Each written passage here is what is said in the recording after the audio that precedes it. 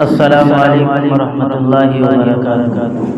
इबादत करो सदा अपने रब की, इबादत करो सदा अपने रब की। ये दुनिया किसी की हुई है न होगी, यहाँ पर किसी की बली ना बनेगी, मिलेगी तो दो गज ज़मीन ही मिलेगी। मेरे मोहतरम बुजुर्गों और अजीज साथियों, अल्लाह तबारक व तआला का एहसान है कि अल्लाह ताला ने हम सबको एक अहम फरीज़ा जो जुमा की नमाज पढ़ने की तौफीक अता फरमाई। अल्लाह ताला हम सबको इसी तरह जन्नतुल फिरदौस में भी जगह अता फरमाए और इस जुमे की बरकत से हम सबकी जिंदगियों में बरकत अता फरमाए और इसकी बरकत से पूरे आलम में, पूरी दुनिया में, हम सबके घरों में खैर व बरकत अता फरमाए। ये जुमा का दिन जिसको छोटी ईद कहा जाता है, बहुत मुबारक दिन और बहुत पाकीज़ा दिन है। इस दिन के बारे में तो हमें पता ही है कि क्या करना चाहिए। जितनी जल्दी हो सके उतनी जल्दी गुस्ल से फारिग हो जाना चाहिए और तिलावत करना चाहिए, तस्बीहात की पाबंदी करना चाहिए और जितनी जल्दी हो सके उतनी जल्दी मस्जिद के अंदर आ जाना चाहिए।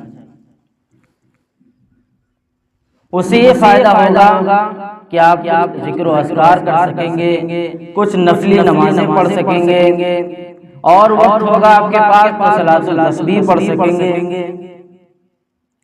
बाकी अज़ान जो होती है उसमें जो टाइमिंग होती है, इसे मैसेज है कि भाई थोड़ी देर और पहले आ जाएं ताकि इंसान आम दिनों की तरह मशगूल रहता है।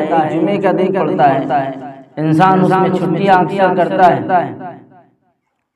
तो उसमें कुछ दीन की बातें सुन लेता है, वरना बाहर का माहौल ऐसा है कि ये सब बातें बाहर हमें नहीं मिलती। ये सुकून की जगह है मस्जिद, यहाँ पर ऐसा सुकून मिलता है जहाँ पर कहीं नहीं मिलता। यहाँ पर आप वो सुकून मिलेगा जो बाहर कहीं पर आपको ऐसा सुकून नहीं मिले, क्योंकि मस्जिद एक सुकून की जगह है। मस्जिद अल्लाह का घर है। इसीलिए मेरे भाइयों, जुमे के दिन जितनी जल्दी कोशिश हो उतनी जल्दी हम मस्जिद में आए और कुछ तस्बीहात भी पढ़ लें, कुछ तिलावत भी कर लें और अपने घर वालों के लिए, रिश्तेदारों के लिए, सबके लिए दुआएं करें।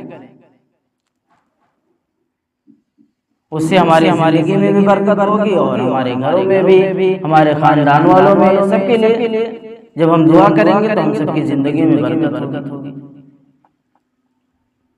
कहने का मतलब ये है कि जिस तरह इंसान कहता है कि कोई किसी का नहीं है, ना दुनिया में और ना आखिरत में, क्योंकि दुनिया में हम अभी हैं, मौजूद हैं तो देख रहे हैं कि यहाँ कोई किसी का नहीं।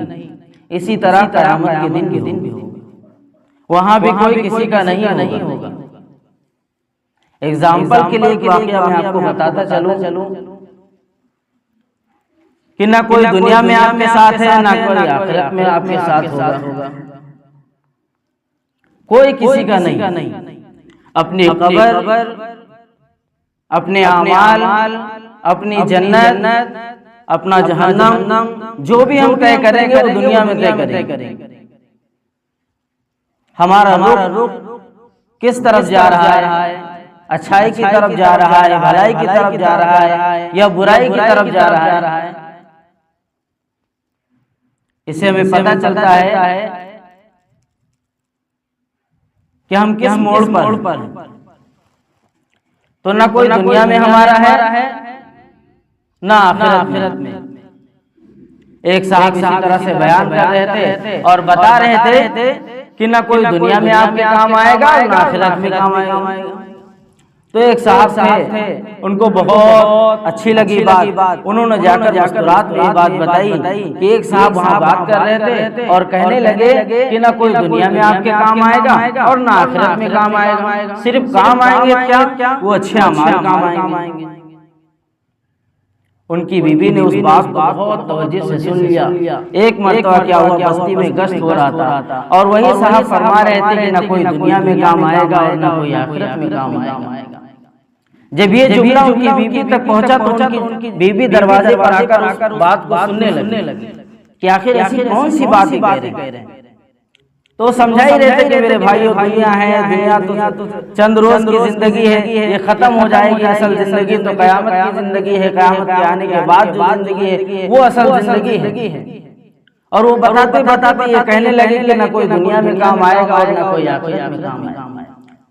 उनकी बीवी को ये बात नागवार गुजरी और वो बगैर रुपट्टे के बाहर आ गए और कहने लगी आपने कैसे कह दिया। उनके शोहर से बात चल रही थी। उन्होंने कहा कि आपने कैसे कह दिया कि ना कोई दुनिया में काम आएगा ना आपका आखिरत में कोई काम आएगा। कहने लगे हाँ ऐसा ही है। जब आप मरोगे, जब आप दुनिया से जाओगे, जब आपका इंतकाल होगा तो आप सरे तन्हा होगे, कोई आपके साथ नहीं होगा, ना रिश्तेदार, ना खानदान वाले, ना भाई, ना अब्बा, ना अम्मा, ना हमारी बीवी, ना हमारे बच्चे, कोई नहीं, सिर्फ तन्हा। चाहे जितने हम घर के लाडले हो, चाहे जितने चाहिए हो, लेकिन तने तन्हा जाना। खैर उनको ये बात नागवार गुजरी और किसी तरह से बात को मुकम्मल करके वो वहां से चले आए और उन साहब को बुलाया, बताया कौन था। कहा ये हमारी बीवी थी। कहा ठीक है, आप कहते हो कि हमारी बीवी हमसे बहुत मोहब्बत करती है, आपके बच्चे हमसे बहुत मोहब्बत करते हैं, आप तो एक ऐसी बात कर रहे हैं कि ना कोई दुनिया में काम आएगा और ना आखिरत में काम आएगा। ऐसा तो नहीं, हमारी बीवी तो हमारे लिए जान दे सकती है, हमारे बच्चे तो हमारे लिए जान दे सकते हैं। कभी भी कोई ऐसा मोड़ आएगा, हमारे बच्चे, हमारी बीवी, हमारे रिश्तेदार हमारे आगे खड़े होंगे। आप कह रहे हो कि ना कोई दुनिया में काम आएगा, कोई आखिरत में। क्या नहीं, इसका एग्जाम्पल हम दुनिया में आपको देते हैं। कल हम आपके पास फिर आएंगे, कल हम आपके दरवाजे पर फिर से आएंगे और इसी बात को हम दोहराएंगे। और मैं आपको एग्जाम्पल के लिए बताऊं, उनसे ये बात फरमा रहे हैं कि कल मैं 2 चुटकी आटे के तौर पर कोई सामान लाऊंगा और उसको मैं आपको खिला दूंगा। बस जिस तरह जिस तरह मैं बता रहा हूँ उस तरह से आपको करना है। कहने लगे ठीक है।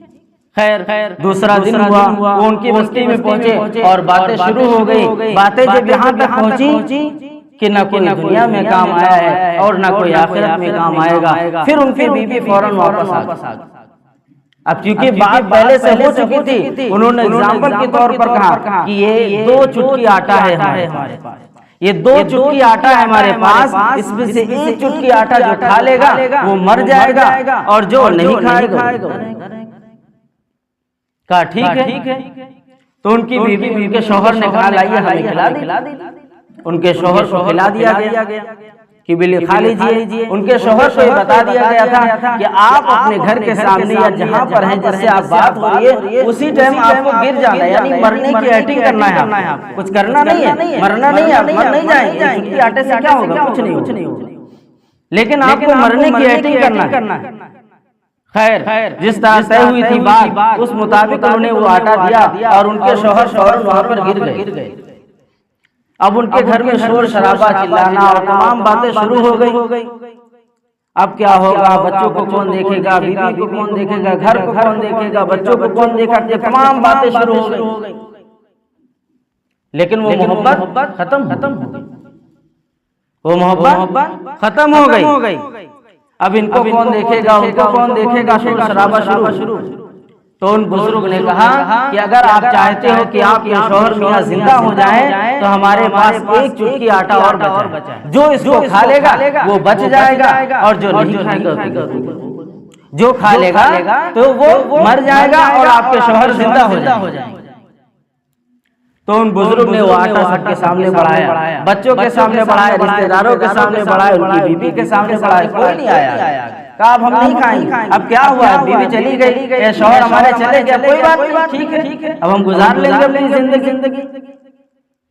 वहीं पर वो पलट गई और वो चूंकि बात तय हो चुकी थी, वो नाटक के तौर पर लेटे हुए थे। जो बीवी उनसे कहती थी, जो बच्चे उनसे कहते थे कि हम दुनिया में भी आपके साथ हैं और आखिरत में भी आपके साथ हैं, लेकिन वो तमाशा देखते रहे, सबकी तरफ वो आटा बढ़ाते रहे, लेकिन कोई लेने को तैयार नहीं हुआ। उन बुजुर्ग ने कहा कि आप लोग मोहब्बत नहीं करते थे अपने शौहर से, अपने अब्बा से मोहब्बत नहीं करते थे। मैं मोहब्बत करता हूँ, लाओ इसको मैं खा लेता हूँ और आपके शौहर तो कम से कम जिंदा हो जाए। फौरन उन्होंने वो चुटकी आटा अपने मुंह में लिया और वो नाटक कर लिए और उनके शौहर मियां गिर गए और अपनी बीवी के बाल बहुत मारा। क्या तू कहती है कि दुनिया में भी हम काम आएंगे और आखिरत में भी? ये तो तू दुनिया ही में साथ छोड़ दी। तू तो कह रही जल्दी से दफन करो, अब हमारे बच्चे को कौन देखेगा? अगर इतनी मोहब्बत होती तो तू खा ले, जिंदा हो जाता। ये कैसी मोहब्बत? मेरे भाइयों, जब हम दुनिया से चले जाएंगे तो कुछ नहीं, सिर्फ हमारे अच्छे अमाल जाएंगे।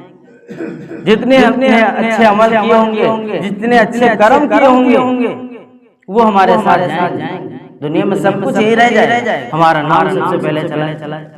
सोचते सोचते एक दिन जब मेरी रूह दुनिया से खाली निकल जाएगी, साथ में जाएगी सिर्फ नेकी बदी, धन व दौलत यही सबकी रह जाएगी। लोग दूल्हा बनाकर मुझे ले चले, लोग कंधों से कंधा बदलते चले, जबकि पहुंचा जनाजा मेरा बाग में, तब उठाकर लिटाया मुझे कभी। जब हम जा रहे होंगे क्या आलम होगा? ना हमारे रिश्तेदार इतनी मोहब्बत करते होंगे, एक दिन भी हमको कोई नहीं रखेगा अपने घर पे, चाहे जितनी मोहब्बत करते हो। सुबह इंतकाल हुआ तो शाम तक कब्र में पहुंच गए। इतनी मोहब्बत करते हो तो रख लो अपने घर पे, नहीं रखेगा, कोई नहीं रखेगा। बस खत्म सारे रिश्ते। अब तो वही पूछ जाएगा कि जो आप दुनिया में करके आए, अपने अल्लाह के हुक्म को मान कर आए हो तो सारी चीजें आसान है, और नाफरमानी करके आए हो सारे खसारे। तो हमें दुनिया में रहकर ये तय करना है, अपने आप को पहचानना है, हम में और गैरों में क्या फर्क है। वो भी झूठ बोलते हैं, हम भी झूठ बोलते हैं। वो भी गिबत कर रहे हैं, हम भी गिबत कर रहे हैं। वो भी गुनाह कर रहे हैं, हम भी गुनाह कर रहे हैं। हम में उनमें कोई फर्क नहीं, ना हम चेहरे से, ना हम अपने किरदार से, ना हम अपने लिबास से। नहीं, हमारा कोई कल्चर है ही नहीं। लगी ले जाके हम मुसलमान। वो तो जब फोन आता है, जब हम कहते हैं वालेकुम सलाम, तब समझ में आता है तो मुसलमान भाई। ऐसे हालात हैं हमारे। लेकिन हम अपने आप को पहचानना ही नहीं चाहते। छोड़ो क्या होगा देखा जाएगा। इसी तरह हम चले जाएंगे। लोग दूल्हा बनाकर मुझे ले चले, लोग कंधों से कंधा बदलते चले, जबकि पहुंचा जनाजा मेरा। मेरे भाइयों, अंधेरी क्या आलम होगा, उसका हिसाब हमें कैसे देना होगा। अगर हमने अपनी जिंदगी अल्लाह और अल्लाह के हुक्म के मुताबिक गुजारी होगी तो सारे अमाल हमारे लिए आसान हो जाएंगे।